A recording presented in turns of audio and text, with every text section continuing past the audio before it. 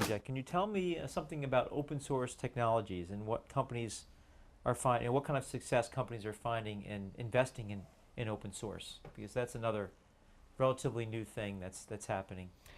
Open source is not really all that sometimes it's cracked up to be.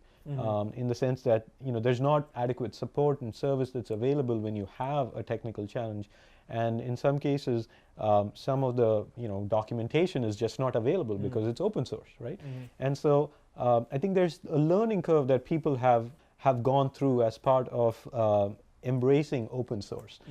I still think there's a very interesting role that open source can play in any organization's technology infrastructure, and the role that I would say it plays is that you really want to invest in open source technologies that have some kind of a proprietary service plan associated with it. So there's, for instance, there's companies like Alfresco which support the Drupal content management system, and so you can really package up Drupal and Alfresco and bring them together.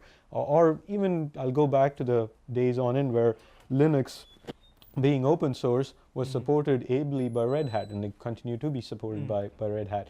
And so you really, if you want to go down the open source path, it's a risk reward. You might, the reward is that it's free, but the risk is enormous. So what you really want to do is you want to couple your open source investments with a service plan or service contract where you can actually pick up the phone and call someone and say, can you take care of, I'm having this problem with this open source technology, how can you solve it for me?